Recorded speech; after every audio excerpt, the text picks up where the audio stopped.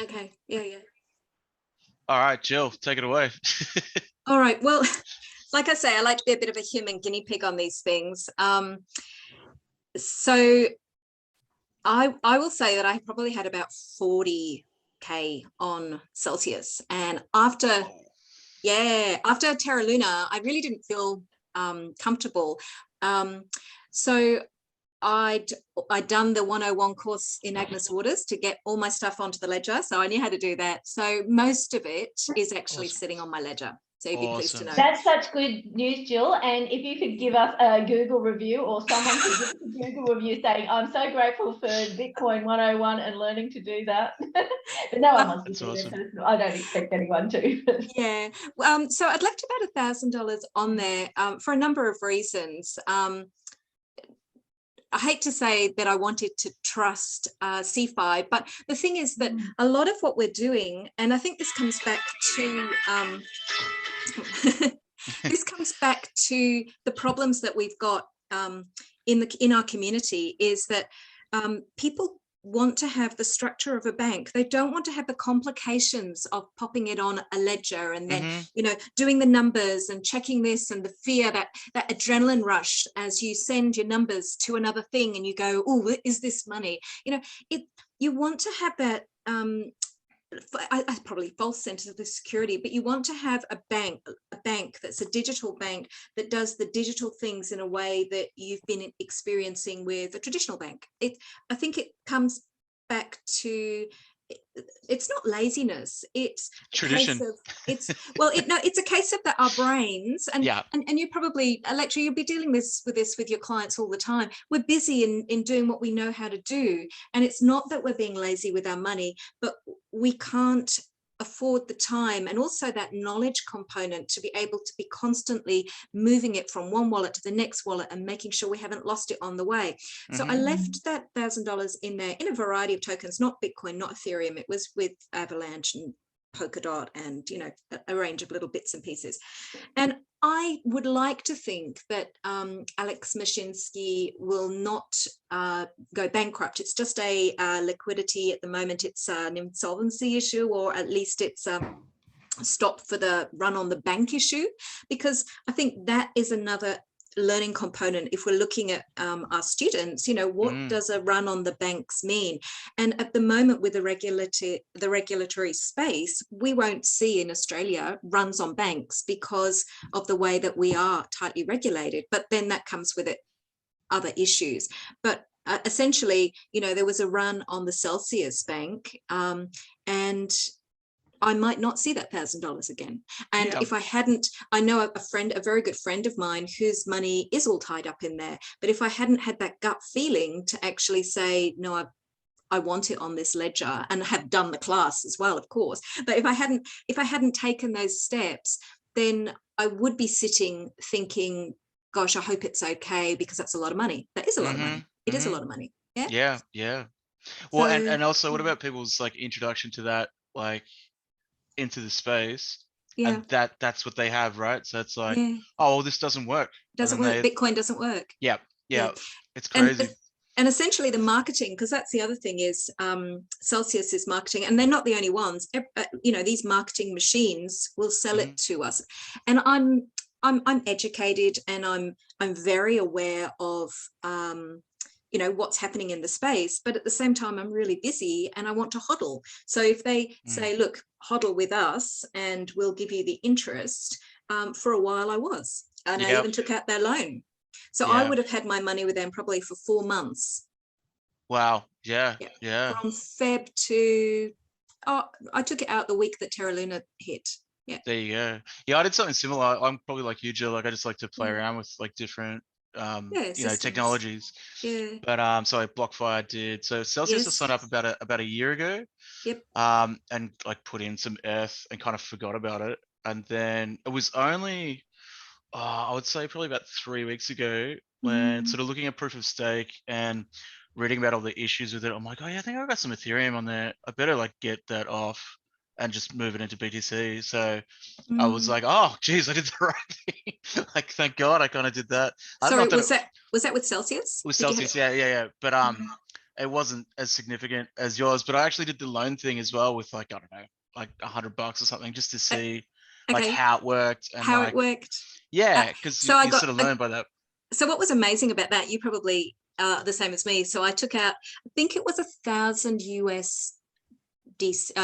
What did we get? Was it USDC we got? USDT, I think. I think we got USDT. You're right. Yeah. So I got 1,000, but and I think I had to lock up 4 ETH, which at the time would have been like 12K or something like that for, would that be about right, for $1,000? So it's not worth it. But the thing was that they gave me that money within an hour and 15 minutes. It was in the account.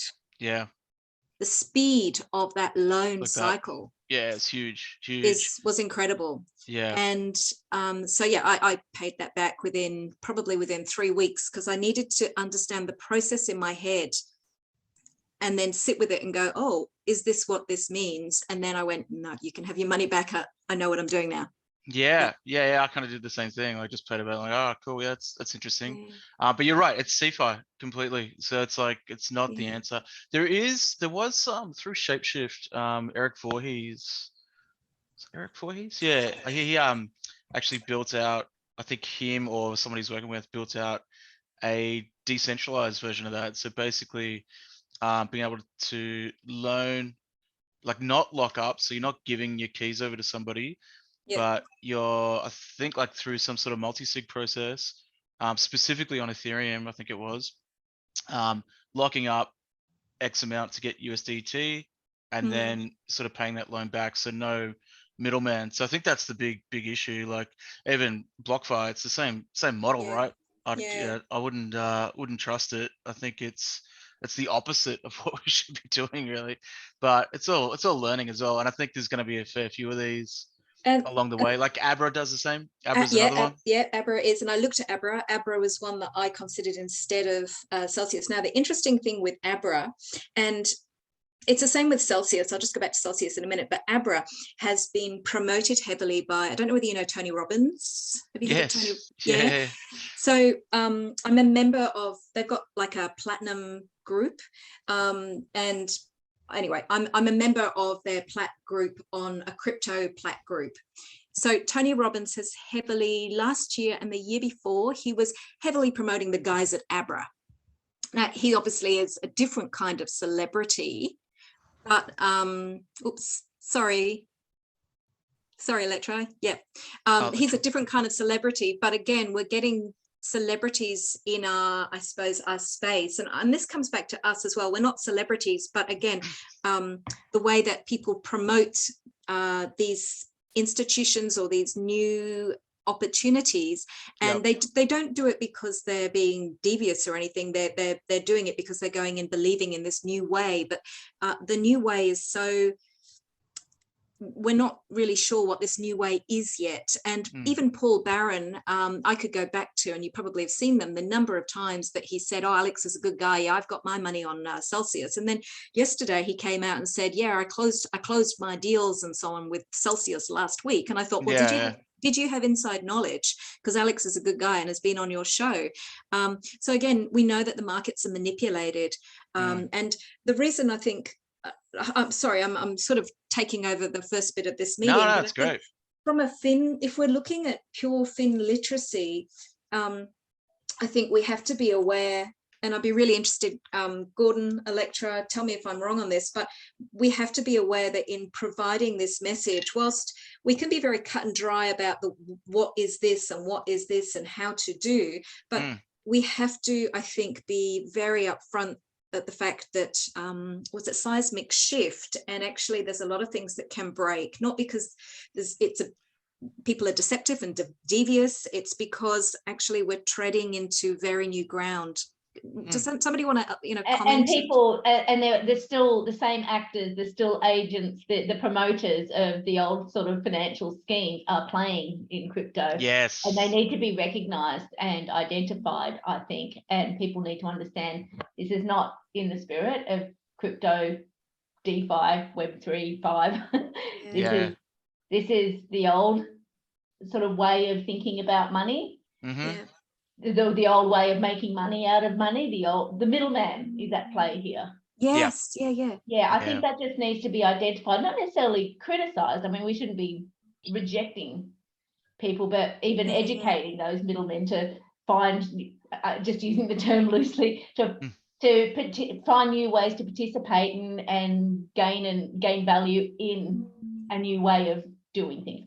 I don't know where I'm going here, but I just no, you're right. Like inclusive rather than damning, but saying, hey, maybe that's doing things the old way, and you need to learn how to make money the new way with us.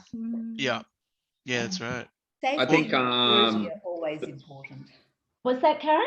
Safety and security. Yeah. I mean, that is what we really emphasize, isn't it? Yeah. Sorry, Gordon. Oh no, it's I think one of the most important things at the School of Bitcoin is that remembering it's all test nets. This is all so new. I mean, for the last since these came out, that's been the big test net after Bitcoin and all the things that are being built on Bitcoin now, all the stuff Jack Dorsey's doing, what Stacks are doing. Yep. It's so experimental still. All this rap. If you listen to the builders who are actually building out these projects, they'll tell you straight up, this is super high risk. This is you start wrapping Bitcoin, there's risk. The guys in so I think that's just a reminder. But remembering that you've got Kraken, Coinbase, you've got Celsius, Nexo, Binance. I mean, there's lending and borrowing all around these platforms. Binance has just killed withdrawals of BTC as well. Yeah. So like today. Last night. The other day. I've been getting everything out of the exchanges. Have you? Yeah. Yeah. So the short of it is that there is that I'm not overly concerned, say, for example, myself with Binance, and I've got friends who have got a lot of holdings in Celsius and they're VIP guys, and we'll see what happens, I think the media has, for starters, got a big grip on this, and we've got to see. We're not paying attention to $110 billion got wiped off the Australian Stock Exchange the other day. We're talking about crypto. So I think we need, in perspective, these things are all still tests, and there's risk. If they're offering 10% return, there's risk. If they're offering 400% return, there's super high risk. Yeah. That's always been the message of financial advisors. The greater the return, the greater the risk. And maybe these traditional sort of financial advice principles should. So now we look at the big guys, the Wall Street guys, the JP Morgans, the likes. I think it was those guys mentioned the other day. They're going to build a DeFi style platform, an institutional DeFi style platform. Obviously, they say it's a DeFi. Maybe it's a CDFi. CDFi, yeah. I don't know. But we'll see how that works out. So that the experimentations are being done or being done. So the other thing is too, when you get a bear market, you then actually see who's actually building. We get away from all the... One of the hardest things when you're teaching Bitcoin 101 is everybody's in there because you ask everyone, what are you here for? Some want to be decentralized, some want to be censorship resistant, they want to be free of the system, but majority of people come because they're there to make money. Give me the money, yeah. And so when you're going, look at the charts of the last bull run, and you go here, and we're here now. Where do you think we're going next? Like, be careful, guys. Well, I will say this though, Gordon. If you look at the hash rate for BTC, it's still at an all-time high. I saw that. I had a look. If you compare that to everything else in the market, including stocks and everything, that's security, right? Like that's real security. Even though the price is probably manipulated in a lot of these exchanges, and it's value. Yes. Yeah. We're in value. Yeah. So when we're playing around. As well, when we're playing around in this somewhat is where's the regulation? I mean, Celsius, I can see some of the things might have started when, first of all, they said no more US users. So if you're from the US, you couldn't use the platform. But that Binance, you can't use in the US, and I mean, so many of us. And so that was a couple of months ago. They started where they said no more US users. So that could have been the start of withdrawals, from people. So a lot of play. So I hope everyone here is okay. Yeah, Jill, definitely get off the exchanges if you can ASAP. Before that, can I just ask, Electra, did you just cancel your staking, just redeemed it immediately and just took it? My stuff's staking in DeFi from my Ledger wallet. I'm like, yeah, I wasn't in Celsius or Next or anything, but I just did have some super on that was sitting on an exchange, super in crypto. So I got my act together and got that off. And Binance, even though it's one of the biggest, you wouldn't trust it? Well, look, it's not a matter of that. It's I still trust. I don't know what is trust now. Yeah, that's right. Well, not your keys, not your coin, right? Yeah, look, I've just left a few little things there that are a bit too hard to move, like helium tokens, and I can't figure out how to get them on my ledger, so I've just left them there, and a few little things, but not a lot. Well, it's funny because like I've just moved the Bitcoin. Yeah, at that Combat conference, they were talking specifically about. I think it's targeted. They're talking a lot about like regulation and all the exchanges like waiting for regulation. The regulation is the miners. Like that's how it works in a decentralized network. That's what they're not understanding. It's like we have regulation. There's a system set up for that. You're just not utilizing it. You're building, like you said, Jill, these old systems on top of this thing that's already regular. It's like it's the wrong thinking. But we'll get there. And I think EDU, like you said, is the way to do it. So like you have something that speaks to that and is easy and palatable for people to understand. And that's the tricky part. Like that, how do you do that without experiencing it? So like you and I both did, jumping into Celsius just to see how it works. Most people don't do that. They sort of want to read stuff and read theory, whereas there's not many people who are going to jump in and learn about these things. So how do you make that accessible to people who haven't done that? I think that's really good.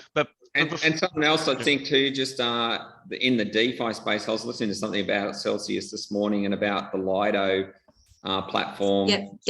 And a few things around that. And they were talking about some other protocols where a bunch of ETH keys had been lost, private keys had been lost. So, there's a lot to be learned in this staking. I don't think, if you're getting a return on your money of 6, 7, 14% or whatever, there's some risks in there somewhere. And I don't think we understand them all. No, I agree.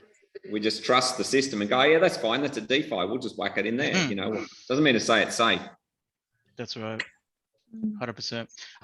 That being said, like before you go, Electra, do we want to discuss the Stacks grant now? Yes.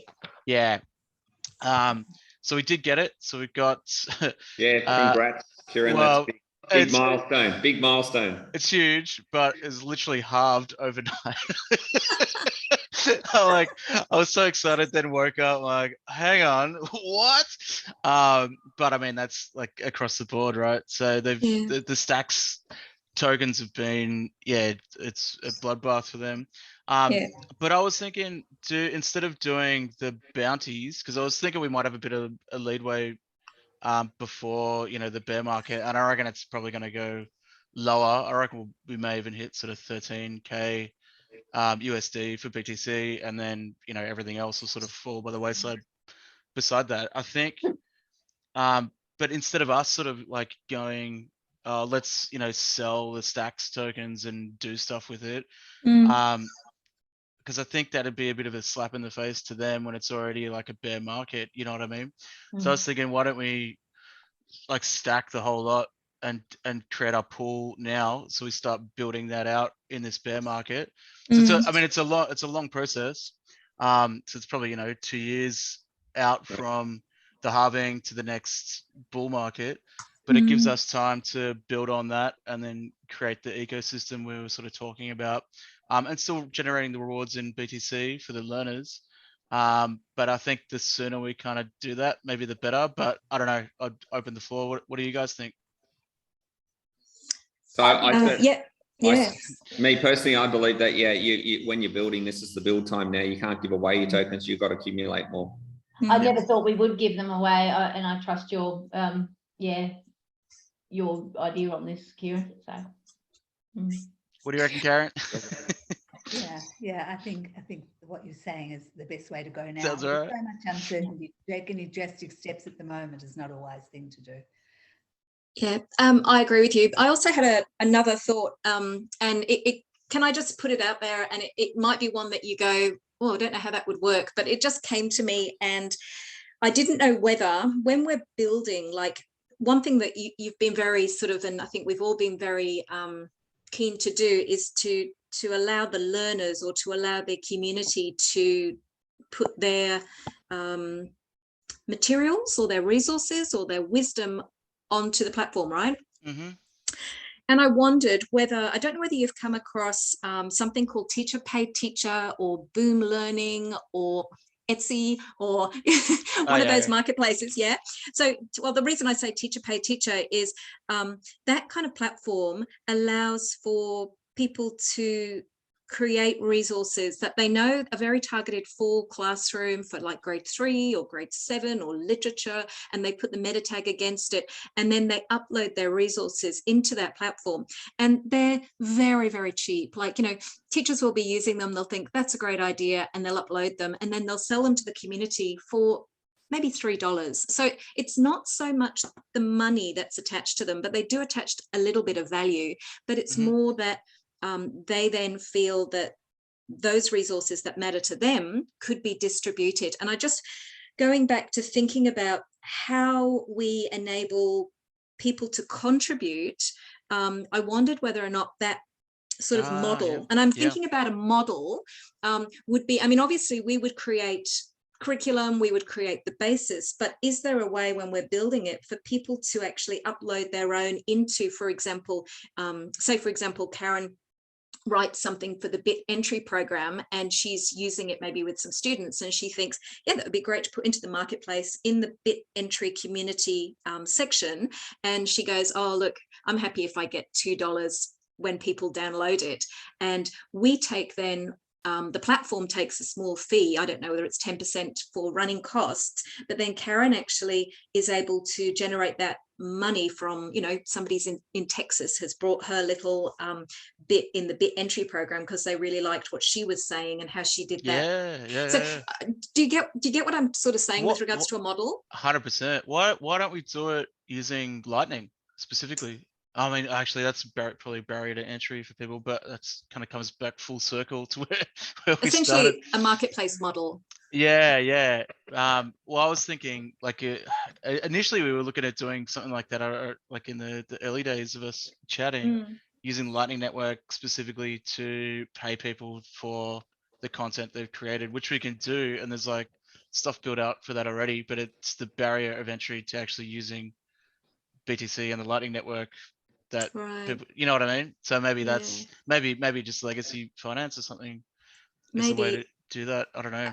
And you could say, well, you know, those marketplaces have already been built out, but actually I've looked on Teacher Pay Teacher, and there are resources there for people who want to understand DeFi that teachers are actually putting up and trying to sell. Not many, but I think a dedicated platform to resources for people around the world that are actually wanting to understand from their perspective. You know, all around the world it's a little bit different with exchanges or regulation, and that way I think you could actually establish the platform itself and the community in the platform, and the ability for people to generate a little bit of income from contributing to that platform, I think could really scale what we're doing. Yeah, I like it. I mean, we could do, just thinking, it could do both actually. So you could have it, you can purchase it, or you could tip on the Lightning Network if it works. Like, so say you buy it using something like PayPal or something that's like easy to build out. You have your, like, we'd probably have to manage it, you know, like what stuff we're putting up, so it's not just anything, but manage it so you have a list of stuff. People can buy that. I'd say PayPal is probably the easiest because the APIs are probably the easiest to use and free. Set that up. So we'll have to create like a, I don't know, Digital Playhouse account for PayPal, I suppose. Set that up so they can purchase that for $2 or whatever it is. And then if it's relevant, you have a LURL. So like Jill, you'd have your own LURL on the Lightning Network that people could tip afterwards. So it's like so you're doing both, right? So legacy finance, then moving into like the Lightning Network specific. I think that's a great idea. We could definitely do that. We could do that pretty quickly, actually. Yeah, yeah. And that way it really is not like if we wrote that curriculum and sort of built it out, it would be very Australia centric, because we're Australians and we know Australian rules, regulations. But if we were to promote it as a platform like teacher paid, I'm just using teacher paid teacher because it's a very obvious one. If you look it up, immediately you go, oh, people all around the Makes world. sense. Yeah. You know, from the UK to people in South America. And I think looking at the idea of what we've got and how also that we want to make a difference, because what was the one that you sent through with the Academy, Jack Dorsey and Jay-Z. So yeah, Jay-Z, that's right. So basically we don't want to go into competition with them because our idea is different anyway. But I think because we're more community centered and looking for contribution, I think if we set it up like a marketplace, we're not there to hustle big dollars. We're there to provide the ability for community members all the way around the world to hustle the small dollars, but actually to also feel that they're connected to you know, a DeFi, fin literacy marketplace. Yeah, I like that. And it doesn't take away from doing the days either. Like we can still build that out, but it's like feeds into it. So yeah, I think that makes a lot of sense. Do we do, in terms like, so teacher pay teacher, who owns the data? Yeah, privately owned. Privately owned. Yeah. So individuals own it, like, and they one guy, if you look it up, it's a little bit secret as to, I think he probably is onto a good thing. One guy owns it in New York. He used to be a teacher. He set it up probably about 15, 16 years ago. I think he then sold it and then bought it back. As a teacher, so I've always sold my resources on there, probably make about $500 a year. But the thing is, it's not about the money, it's about the community. I made those resources for my kids, right? And I love the resources. And so I get a chance to share the resources. And when I wake up and get an email to say somebody's bought a $2 resource for, you know, Macbeth and I don't know, some niche area in Macbeth, I go, oh, cool. And that's I get awesome. to see I get to see the statistics, and I go, oh, some woman in Scotland has wanted my resource. So do you know what I mean? It's not a money-making exercise. Oh, for sure. I validates. think, but the fact that there is a $2, there's some value there. It's not it's not nothing. It's something. Yeah. I like that. I like that a lot. Well, I could probably build something out and we could have a play with it and just set something up and see how it works. I think the logistics of the legacy finance is the hardest part. That's why I'm thinking PayPal is probably like just one PayPal account that just does that. This guy has used PayPal for the last number of years. That's how you receive your money. Yeah. And that's how you pay, because I buy resources on the site as well. I don't just so it is all money. PayPal on there as well. Okay. Yeah, right. But he changed it this year and he's created his own wallet. Okay. Yeah.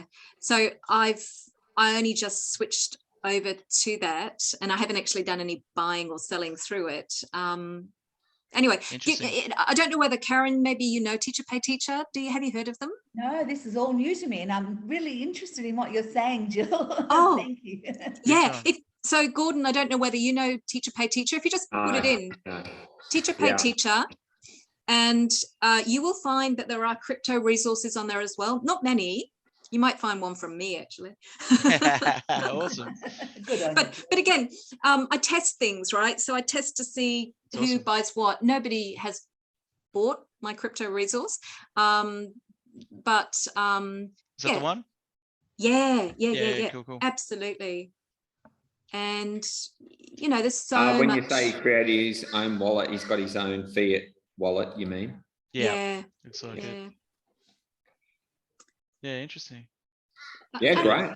Yeah, because if you look down, you know, it goes down the grade. So it's very sort of specific to school, but we could meta tag, we could filter in how we wanted to, you know, I suppose, you know, get people's understanding with all of those filters on the left-hand side. You can imagine, you know, what there could be with regards to, you know, ledger, you know, understanding CeFi. It could be very cool. Really built out and collated and synthesized in a way that we can highlight, rather than, because I love what we're doing, but I can feel that maybe there's going to be a lot of, you know, reading in a linear fashion, whereas this, for example, you know, there's so much meta tagging in there, subjects, and you go, wow, you know, different languages, but people all the way around the world have built this out, so the content that's there and the ability for people to follow people, so it's sort of, it's got that, it's not social media, but it's got that social component to it, that if you like people's resources, you can follow them, you can follow their store. So it's much more a marketplace for fin literacy that is niche fin literacy. So when you signed up initially, was it I love that it's got like filters for Google Apps and stuff as well. That's really cool. When you signed up initially, was it like, you're just thinking how the back end sort of works? Did you give your PayPal credentials to them, or okay, so it's just like well, that's easy enough to do. We can do that. So like your PayPal dates, your LURL underneath. Like your LURL actually after you've completed whatever. So you purchased it, that's embedded into the course. Then people can tip you. I love that. I think that's a brilliant idea. Definitely. And it's really, really easy on the uploads. You just PowerPoints, PDFs, you can even put video in there now. To start with, it was quite simple with the PDFs, Word documents and PowerPoints. But now when you look through, there's a lot more that you can actually, because they've built it out better and it's grown. And you upload the files, and you can see they've got a dashboard. So I use a dashboard so I can see how many times people are clicking on my resource. And I think sometimes oh, you know, somebody's clicked on this resource 850 times and I've only had 2 sales. And I think, oh, I might go in and, you know, I'll revise the title, or I'll revise the picture. And so again, it's not really about me selling. It's more about my interest, and I'm dabbling. But I'm enjoying my own little shop within a teaching community, and enjoying, I suppose, seeing what other people create. Well, and it's like validation as well. The dashboard things I love too. Like, I mean, that's like I upload a lot of 360-degree content to Google. You don't get paid or anything, but you get, you know, I've got like 9 million people that have looked at my crazy photos. You're like, oh, that's cool. Like, it actually has helped somebody somewhere. So no, you're right. I'm all on board for that. I think we see 213 Bitcoin like products. There's about 7,000 financial literacy articles. Oh, on there. Wow. Okay. There you go. But very cool. I think what's interesting is they have been leaders in and I think they're probably they are the biggest in, like, if you ask teachers around, teachers will be putting their resources on Teach Pay Teacher because it's the biggest, but it's not the only one. And I think it's got so big now that there's room for more niche platforms. Like, if you were just doing what we're doing as a marketplace, I think you could, you know, and again, you'd have to market and brand it and get the word out, but I think you could easily be a competitor within that space just for financial literacy. And I think, for sure. Well, I think we can do proof of concept pretty quickly, and then if it sort of gets traction, we could look at getting real developers to actually build something like that out. I think it's a great idea, Jill. Really good. I'm all for it. Yeah, Gordon, what do you think? I'm not in that education space, but it's great. It's like marketplaces it's a big business, you know. To get it out. So I think it's great. I was just thinking whether there's lots of marketplaces being built out in Web3. Like, is there something we can do on Stacks or or the Lightning Network in regards to it? And you know, it's like a bit of the conventional world. That's where the biggest group of people is, but there's also the other people that are shifting over to this world. And unless you build in that world, we keep building in the legacy world. So that's right. Yeah, exactly. You know, you can't get people start using the Lightning Network and making payments with Bitcoin if you don't offer it. So yeah, exactly. Well, that's what I'm thinking. So like, you have the curriculum there. So you have teachers contributing to that, or whoever wants to contribute to that, learners contributing to that. Then you have your LURL after they paid through PayPal, and then that doesn't take away from the days that we're building either. So like all that content, we can do that by consensus, putting that into an open curriculum that then feeds into the NFT after that. So like they can still get the NFT certs in that MOOC style. So I don't see it as taking away from anything. I think it's actually building. So yeah, I'm all for it. Let's do it. Thanks for telling us about it, Jill. It sounds really great. And yeah. It's awesome.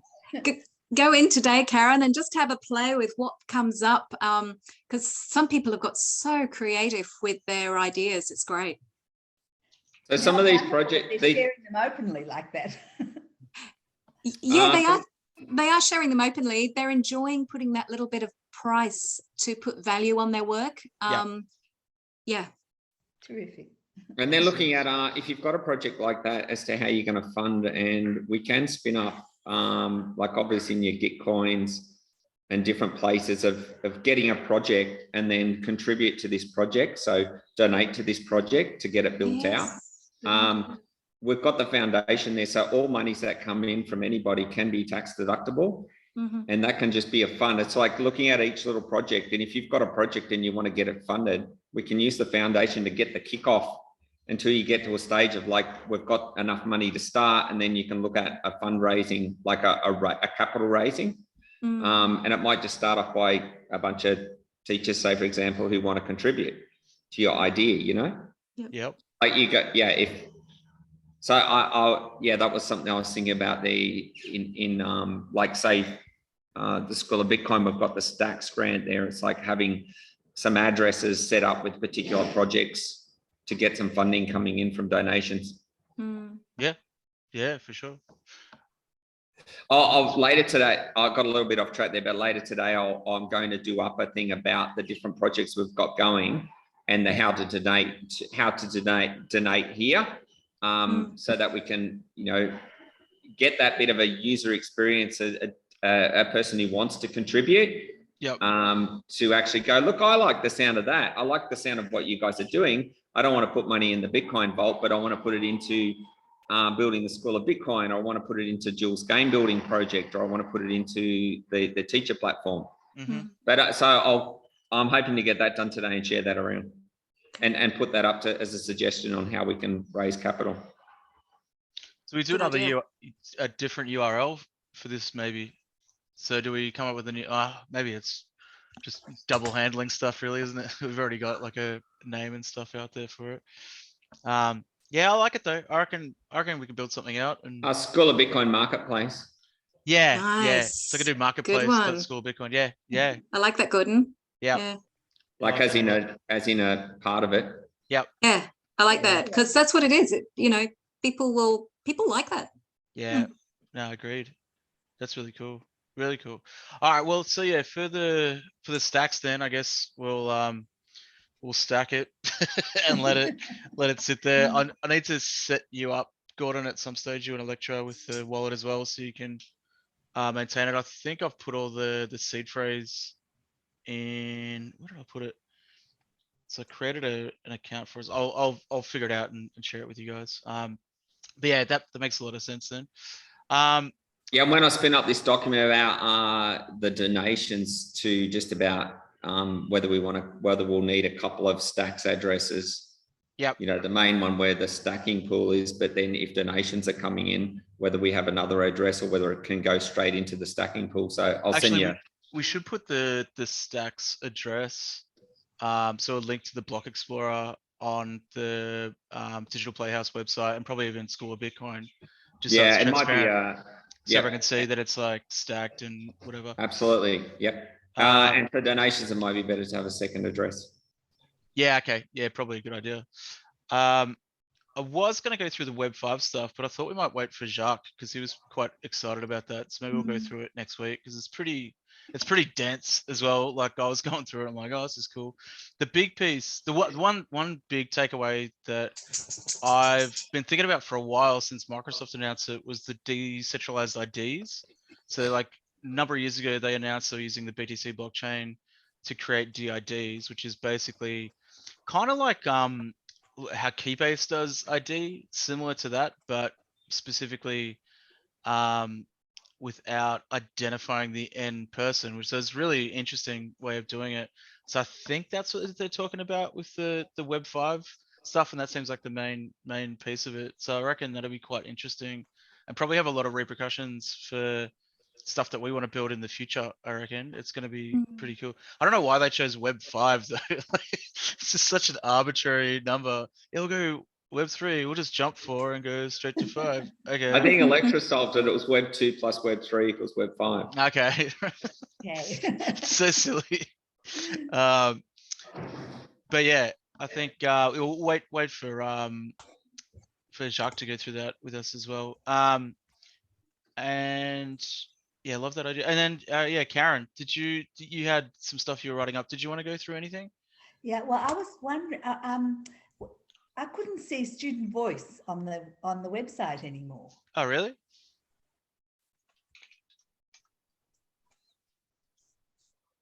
Huh. Oh, you're right. That's me. Sorry, I removed one of the bottom links. I must have done that as well. It's still there. I can still see it on the code. I'll bring it back up. Yeah. Yeah, I just thought it's so important if we want young kids to keep their interest, that definitely something up that hey, their voices are heard. I think putting something quite regular, so even the kids that have already done it, we get them to do the next one and just get them involved at least. Yeah, the ones that we know, and grow it out from there. Yeah. Has our learner responded? No. So I sent them an email through. I asked who I thought it was, and she didn't think it was her, but she does work for me on Sunday. I've got one kid one young lady that does work for us on Sundays in my real estate business, and I thought it might have been her because it was done on a Sunday. Right. Said, no, I haven't seen anything, you know. I'll give you the email address, and maybe you can confirm. Yeah, send it over to me on email, and I'll see if I can track them down. It's because there's quite a few of the kids from the from Agnes actually did the provocation. Terrific. Good. I think it would be good to have several of the provocations up, because we value all the ideas, and for children to know, hey, it's okay if I say something completely different or anything. You know, it's great. Gets their thinking going. Yeah, we really want to bounce, because you bounce off one another, and for them to see other kids are doing it, it keeps giving them a voice in this community as everything else is being built along the way. And also from what they say and write, it really can help us think, okay, if we've considered that yet, how can we, introduce that to kids? And how can we build on, hey, or involve them in explaining it, online and stuff like that. So have you got the next one ready to go, Karin? Well, I'm playing with another one, about why learn. I'll just get it up on my screen what I was playing with this morning. Do you want me to share your document? Yeah, sure. That's probably the quickest way to do it. And that learner voice icon should be back up now as well. Oh, great. I was thinking of, well, can I bring it up for you, about getting kids to think about, well, why should we be learning about managing our own finances, if mum does it really well or whatever like that. But I just put it out that if you could manage your own finances, if you make it larger, Kieran, I can't read it. Oh, sure. Is that better? Yeah, if you could manage the money you have, pocket money, money you've been given or earned, what would learning about using it the best way for now and for as you grow mean to you? And then I introduced a de Bono strategy, PMI, and that's really thinking about things more broadly and thinking in different ways. While learning about these finances, what would be learning about money and managing money and finances? What would be the pluses about that? What would be the minuses, the not so good things? Sure, that's great. And the interesting come up in all sorts of different ways. And forget them to saying, hey, the pluses would be, I could really think, how can I make my money last so I can buy the tickets for whatever, or whatever. And the minuses, well, what will my mum and dad think about it? Well, why don't they do this in school? Or why haven't I learned anything yet? But what if I don't know as much as other kids? I don't know. But I was just playing with it. No, I love that. It's awesome. Right, Karin. Really good. Do we do, I'm just thinking, it'd be good to have this set up in a form, but with that authentication with the Haro wallet specifically. So I reckon if we can get, like, we'll build this out, build a page for it, build the form for it, and then if we can get Jacques to show us how the Haro wallet integration can work for that, then we'll do a launch for it maybe before the next Bitcoin meetup, so we can have it out there for everyone to sort of participate.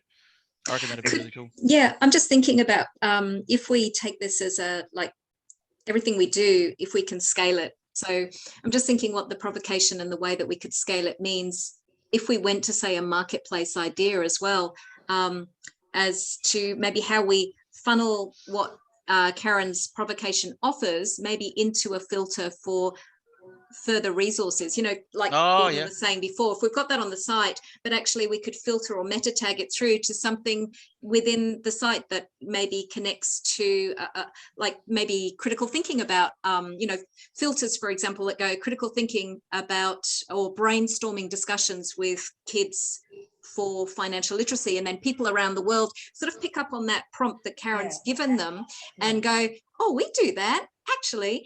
I could actually, with Karin's provocation here, she's reminded me, or she's prompted me to develop a resource that can sit in the marketplace and be filtered under critical thinking, so that we're sort of, we're providing the opportunity for collaborative discussion, but actually we're also connecting it to, you know, that peer-to-peer transactional value, where they can actually come in and develop their own resources based on Karin's ongoing, because I would suggest that that's an ongoing reel of critical thinking prompts that we keep pushing out, so that it connects and it can connect back, so it gives greater value to what we're to the project.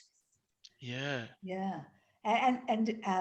Jill can also bring in creative thinking too, because what's interesting about this, well, I wonder if you know, what would be possible if I could manage well, but if I'm not, and the interesting section can sort of open up the door for people brave enough to say, so for me, exactly. So for me as a teacher, what you just prompted me to do, maybe I'm a primary teacher, or maybe I'm a senior teacher who is, you can divide them different ways, but with that, I think already I'm ready to go and create a little set of resources. And then based on that, I think I'd like to, you know, put $2 on them and put them into that filter. And then there they're sort of connected to us, but they're also connected to me as a contributor to the platform. Yeah, I like that. I like that a lot. Thanks, Jill. Sounds good. Just gotta think through the logistics of building something like that. Like how the tech feeds in. Like the proof of concept for that. I think I've got an idea on how we do it. I think if we do it with just like one, I'm gonna have a play today and see what I can build. I think the other beautiful thing is, Karin, this goes back to something that you have symbolically sort of re-emphasized through the conversations, is it doesn't have to be a teacher looking at your prompt. I could be, you know, a 15-year-old who loves the prompt and goes, actually, I could actually create a little lesson out of that for people who are around me, because I'm a 15-year-old, maybe gamer or something like that. I'm going to put that up online, however I put it up, and see if anybody buys it. And so for kids themselves, a way to generate a little bit of pocket money, because they actually are doing this. They're guinea pigs. They're experimenting all the time with what their finance is. And maybe if they get their piece together nicely enough, they can actually upload it and create their own bit of pocket money through understanding maybe the concept of the platform with regards to how they can merchandise their work. I like that. I like that a lot. And that can be a step sort of a little bit further on, when they've shared their ideas a lot and just realized the value of their ideas and what they can learn from others. Because I think that's such an important part of learning. It's not all about me and how I can get rich, but how by learning from others and sharing my ideas and bouncing off with each other, then hey, later on we can really think about, maybe we can make this so it can really work towards our goals and stuff like that. You know? Yeah, and I think there's a big, I think that whole idea of what is rich and what is poor, if we unpack it, rich dad, poor dad sort of thing. He always emphasizes cash flow. And if we were able to generate a real life, authentic mechanism by which they could actually generate cash through their own hard work, through their own ideas, like you say, and to put a price on that in itself is actually generating experience learning in creating cash flow. And there's nothing wrong in generating cash flow to achieve wealth. And I think that's different from getting rich. It's about wealth creation. Yeah. Yeah. And it keeps it away a bit from the privilege. Some kids have got a whole lot and whatever and can do anything. But hey, we all can build opportunities that are for all, but we can all try and see what we can do and when we're working together and sharing ideas and stuff like that. Yeah, apart from the Wall Street bankers who are targeting anybody like Celsius at the moment, we can think an equal playing field until they come along and tackle us. So true. Gosh, that's awesome. Well, you've got me thinking about a lot of critical thinking, and I have the creative bit, so thinking is good. It's awesome. Now you got me thinking about like how we can actually build out a marketplace. Like there's a lot we could do with it. I think like the big thing with something like it's a big project. But if we can build a proof of concept for it specifically, and then potentially get funding to build it up properly with dashboards and all that. Once we show that it's a working model, I think that's brilliant. Really brilliant. Yeah, it's great. Really cool. Geez, it's so much to do. Well, like we were saying, the bear market's the time to do this, right? Like kill the noise and get it built. It's great. Cool. All right. Well, did anyone else have anything? No, it's been really good. Thank you. Great. Really cool. I think next week we'll go through the Web 5 stuff. I'm really excited about that. Yep. And hopefully go through the Haro stuff as well. I do think for the provocation, like let's use that as a jump off point for the Haro authentication for the learners. I think that'll be really cool. Yeah, Karin, can I just ask you about that? Like a bunch of my homeschoolers here, they don't have phones, they don't have iPads. How would they access something? Haro's it's a Chrome extension on their laptops. Okay, sure. So if they're using one of our laptops here? Oh, that's a good question. Yeah. Oh no, yeah, they could sign in. Definitely sign in and just make sure they sign out at the end. I think that's probably the best way to go. So like like your for your login dates for it, it's just it's the same as MetaMask, right? So it's just I saw that. Yep. Make sure that that's actually a lesson. Like, how do you keep that secure? Like using somebody else's computer, I suppose. But I mean, it's not the end of the world if they muck it up because they probably won't have any money in it, so it doesn't really matter. But yeah, so can you have one browser extension for multiple wallets? No, I don't think so. No, it's one for one. So what's the best phone then if we wanted to just because probably parents are not giving their kids phones, but can you just have, say, what was the phone that you suggested that we use for the kids? Just a cheapie. So it was Nokia. Nokia has like a cheap stock Android phone that's quite decent. I forget the model. I can find it for you. Yeah, because you sort of played around, you showed us some the other day for Electron I for the Electrum wallet. Yep. You said we'd have. I haven't been down to, we live an hour and a half away from the city. Yeah, so right. Okay. I have to go down and buy some. But I thought, well, maybe if they're that cheap, we can just buy a bunch for the kids. For the kids. As part of the entry, in order to participate, their parents have got to buy them a cheap phone. I think it's a great learning tool. Like when they banned them in Victoria, it was disgusting. I thought, like, wow. And does that mean you can use them just to connect to the internet? You don't need an actual phone SIM? Exactly Perfect. Right. Yeah. That's all I want it for. Yep. And then and it depends. Actually, they've come down a fair bit. There's a lot of things that you can do with augmented reality now. So like the AR kits for Google specifically, actually Apple as well, but Apple's like way too expensive. The learning capabilities of that are definitely with it. Yeah. All the VR stuff, but also AR. So like, bringing the devices outside, you can do all sorts of stuff with different trees and all sorts of things. Like we had a couple of phones to do that at Warana, but they've come down in price now. So I think that's kind of worthwhile exploring as well, and all the different AR tools that you can use for like coding, development, and even just like having fun. So like, you know, drawing stuff like in Tilt Brush and then exporting that into an AR space that you can walk around with your phone. There's all those sort of things. So it might be worth recommending a little bit more expensive so you can do that sort of stuff with it as well. But depends on the demographic and what they can afford, I suppose. That's the other thing. But yeah, I think that's definitely worth pursuing.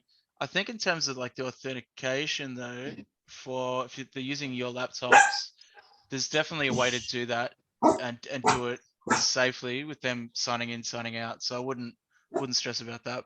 Yeah, actually, I'm thinking about it. I think that you can do you can have a user account and you sign into the computer with your user account. You could do that, or you could then you can have, so then you can go into your own browsers. Yep. I'm a Ledger. I can run a Ledger Live in one user account, which is different to my other user like account. Google accounts, yeah, for sure. Yeah. Whereas if you just hook up all your ledgers to one Ledger Live on the one account, like as in the Microsoft account when you first open up on your screen, but if you set up a second account, even though the apps are all still there, you are a different user. You know what you could do as well? Yeah, that's definitely a way to go. Portable apps. So you can get all the kids like their own USB. Just give it to them. Like, what are they? I don't know. You know, 32 gig you can get for pretty much nothing now. Yeah. And set up all the portable apps on that. So you have portable Chrome, portable MetaMask, portable Hyro, everything like on that stick, and that's the thing they plug in to whatever computer they're on. Okay, I'll have to look at that. That might be the way to go. I reckon that's, and then it's like theirs as well. You know what I mean? What would I search on that? Portable. Just portable apps. So there's actually portableapps.com, I think. Okay. But yeah, portable Chrome. There's a whole host of portable apps you can get that can work basically on anything. KeyPass is one of them, so that'll be a good lesson for them to go through that, to secure their own passwords and that sort of thing, and keep it on the USB. Okay. But yeah, there's heaps of stuff. I reckon that's the way to go. And you know, obviously Firefox and everything as well. Chrome's probably the easiest and it integrates with the most stuff, so I'd probably just stick to that. But yeah, I reckon that's the cheapest way to go, rather than buying a bunch of phones. If you already have devices there, just go USB sticks. Okay, perfect. Cool. Because their seed words will be separate anyway. It's just the access point. Yeah, exactly. Oh, very cool. What from your learning experience, what's the best approach with kids and their seed words? You know, because the seed phrases, they take them home and they're lost the day that they write them down. KeyPass. I reckon KeyPass is the way to go, because on that USB stick they can put it on there, and then it's save them in KeyPass. Then it's just one password, rather than writing it down. Like writing it down, I know that's like the recommended thing to do, but they lose it. It's gone. It's like a piece of paper in the wind. Right? All right, I'll dive in and look at that. That sounds great. It's good. Yeah, KeyPass is the way to go. And then like we did seed phrase hunts as well. So like using Minecraft as a catalyst for that. So it's cool. Yeah, it's really fun. So we did like 12 words, and whoever finds them, we give the correct order, and then they win the sats from that. I think that's. I've got kids building a build battle now. Can we set up access to get into the Minecraft server? They've got to go in and access it with a Hyro wallet first. Oh, that'd be cool. To get the link. That'd be cool. Yeah, you could do that. You could totally do that. To get the DNS link, because we've got like a server here, and they're building out a build battle project at the moment. So there's about 40 kids could come in and use it. Oh, that's brilliant. But I want to set it up so that the only way you can get in is you've got to pay some sats or something, you know. I love that. Well, yeah, Hyro, yeah, for sure. Well, yeah, right. As soon as Jacques figures out the authentication for the website, we can do it for anything. So yeah, it could be like, I thought that's something like a little marketplace for kids that want to build out Minecraft games. Yeah, and so to access to go in and play their game, or play in the, they're building this space, and there's all these tunnels you've got to fly through, and it's like a course you've got to get through. Yeah, I really like that. So I mean, that could be part of the marketplace as well. Why not? That's cool. Very, very cool. Brilliant. I love that. I'm going to get that. Oh, so exciting. Get it going. Yeah. Very, very cool. Very cool indeed. Awesome. Well, I'm going to get building something now, I think. And we'll have a play. Hopefully I'll have something to show you next week and we can go through and upload some stuff and go from there. That sounds cool. That's good. Great work, guys. Yep. So I'll be posting up the fundraisers, and if you can have some comments about the projects and how we can raise some capital, once I get that built out, get you to have a look over it before I ship it out. Yeah. Okay. Beautiful. Will do. Awesome. Thank you. And it's like before the end of 30 June, we've got a bunch of people still want to contribute things to reduce some tax, and we've got the vehicle set up there for that. So if you've got a project that you want some funding on, we can put it. You can send it out to your friends. We can get some addresses set up, and you can get some contributions coming in. Great idea. Yep. Marketplace platform. Yes. Yeah. Can we get some funding for that? Yeah. Good. Yep. Like we can start with that. I'll put that on. I'll put that one on the in the thing, and we'll need some sort of picture or something, Jill. Yeah. Okay. Beautiful. This is great. Awesome. All right, guys. Well, let's we'll leave it there and then catch up next week. All right. Thank you. Thanks heaps, guys. Bye. See you all. Thanks a lot. Thanks heaps. Bye.